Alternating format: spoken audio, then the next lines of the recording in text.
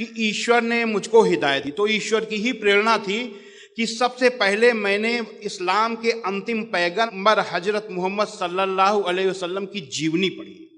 कुरान तो मैं 10 बार पढ़ चुका था, लेकिन अब जब मैंने पढ़ना शुरू किया तो मैंने सबसे पहले जीवनी पढ़ ली। जब जीवनी पढ़ी तो मुझे ये लगा कि जिन आयतों को हमने आतंकवाद से जोड़ा था वो आयतें आतंकवाद के विरोध के लिए आई। यानी जो युद्ध हुए वो युद्ध अन्याय और अत्याचार से लड़ने के लिए आए, न कि अन्याय और अत्याचार को करने के लिए आए। क्योंकि इस्लाम के अंतिम पैगंबर हजरत मोहम्मद सल्लल्लाहु अलैहि वसल्लम पर अत्याचार हो रहे थे। जब आप मक्का में दुनिया का सबसे बड़ा सत्य, यूनिवर्सल ट्रुथ, ला इलाहा इल्लल्लाह, परमेश्वर के सिवा कोई पूज्य नहीं है, ये बता रहे थे, तो मक्का के आपके ही कबीले के लोग, कुरैश कबीले के लोग सबसे बड़े विरोधी हो गए और आपको तरह तरह से सताने लगे। आपके अनुयायियों को भूखा प्यासा नंगा अरब की तपती रेत पर लिटाया गया और ये भयानक अत्याचार 1 साल 2 साल 3 साल नहीं, लगातार 13 सालों तक चलता रहा।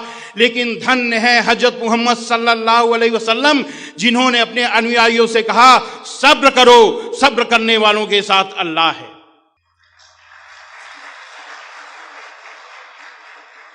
जो साधु प्रवृत्ति के लोग होते हैं, जो नबी पैगंबर ईश्वर के दूत होते हैं, वो कभी भी बुराइयों से परास्त नहीं होते, बुराइयों से हारते नहीं हैं।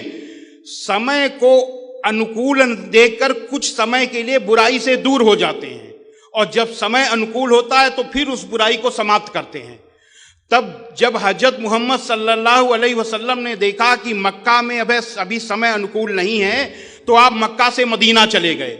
लेकिन शैतान तो शैतान, आपका पीछा वहां भी शैतानों ने नहीं छोड़ा।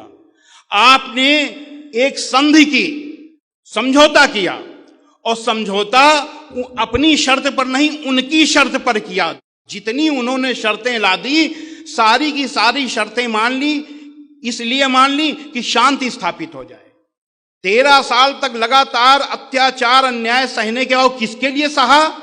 केवल इस बात के लिए कि ईश्वर के सिवा कोई पूज्य नहीं है। केवल इस वाक के लिए आपने 13 साल अत्याचार आपके अनुयायियों ने सहा। तो जब मदीना चले गए तो मदीना में भी जब शुरू हुआ वही षड्यंत्र, तो समझौता किया, उनकी शर्तों पर समझौता किया।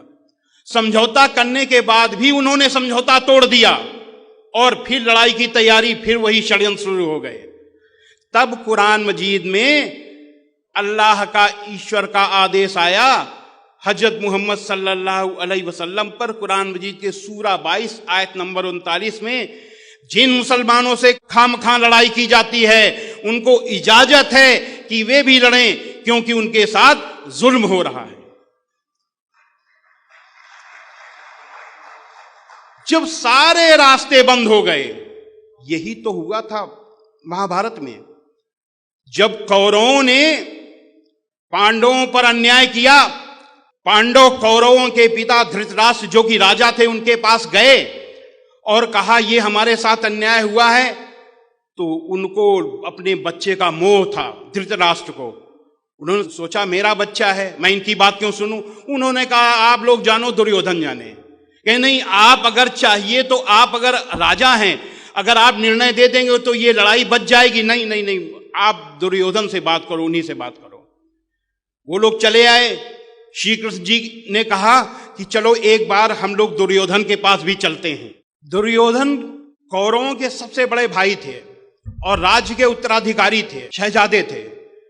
तो जब उनके पास गए, श्री कृष्ण जी ने कहा कि देखिए ये 5 पांडव हैं और इनको दाल रोटी के लिए 5 गांव दे दीजिए, और हम लोग युद्ध नहीं चाहते, आपने सारा राज्य ले लीजिए, केवल 5 गांव दे दीजिए।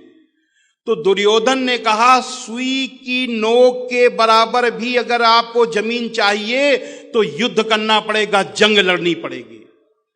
तो जब कोई रास्ता नहीं बचा, बातचीत के सारे रास्ते बंद हो गए, तब दोनों सेनाएं खड़ी हुई आमने सामने जब खड़ी हुई, अर्जुन ने देखा कि हमारे सामने हमारे ही चचेरे भाई, हमारे दादे, चाचे, हमारे गुरु सब खड़े हैं जिनसे हमको एक राज्य के लिए लड़ना पड़ेगा। तो उन्होंने कहा कि राज्य मिले या न मिले हम भीख मांग लेंगे, लेकिन हम लड़ेंगे नहीं। उन्होंने तीर धनुष को रख दिया। जब उन्होंने रख दिया तो ईश्वर का आदेश आया, जैसे कि मक्का में हजरत मोहम्मद सल्लल्लाहु अलैहि वसल्लम के ऊपर आया था, यदृच्छया चोपन्नम स्वर्ग द्वारम पावृतम सुखना क्षत्रिया पात लभंते युद्ध मीदृशम। अय अर्जुन, स्वर्ग के खुले हुए दरवाजे के समान अन्याय, इस तरीके के युद्ध को जो अन्याय, अत्याचार और अधर्म के विरुद्ध लड़ा जाता है, ये भाग्यवान क्षत्रिय यानी किस्मत वाले लड़ाके ही पाते हैं। हतो वा प्राप्स्य स्वर्गम जित्वा वा भोक्षसे महीम तस्मादुत्तिष्ठ कौन्तेय युद्धाय कृत निश्चया। और अर्जुन, अगर इस धर्म युद्ध को जो अन्याय, अत्याचार और अधर्म के विरुद्ध लड़ा गया है, इसको लड़ने में अगर तू मारा जाएगा तो तू स्वर्ग को जाएगा, अगर जीतेगा तो पृथ्वी का भोग करेगा। इसलिए युद्ध का दृढ़ निश्चय करके खड़ा हो जा। अच्छेत त्वमिमं धर्म्यम संग्रामम न करिष्यसि ततः स्वधर्मम कीर्तिम च हित्वा पापम अवाप्स्यसि।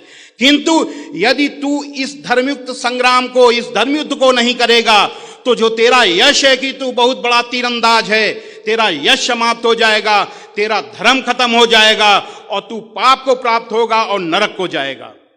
तब फिर युद्ध हुआ।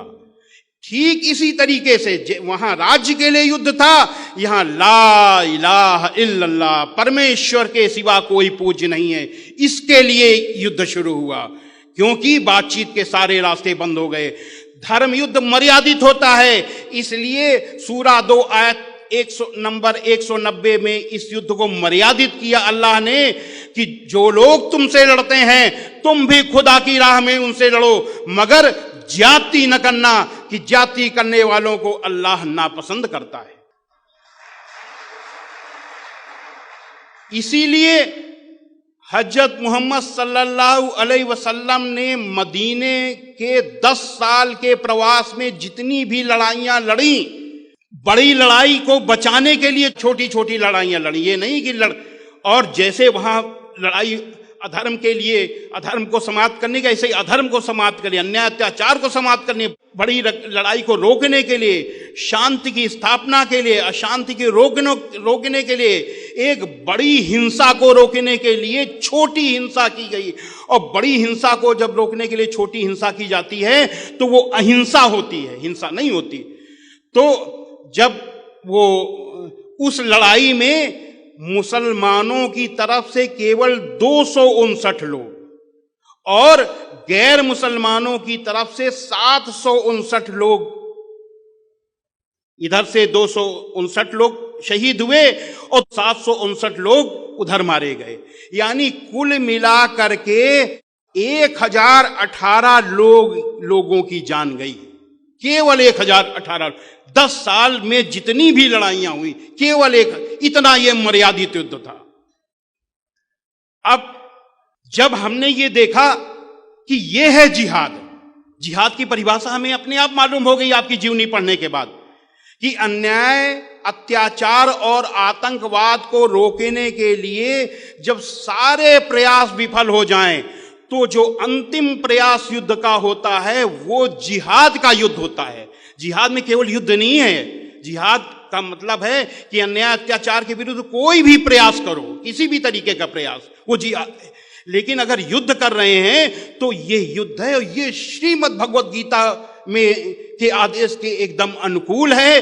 तब मुझे लगा कि मुझसे बहुत बड़ी गलती हो गई, चूंकि पूरे देश में मैंने जिहाद के विरुद्ध बोला है, इसलिए मेरा ही कर्तव्य बनता है कि हम अपनी बात को सही करें।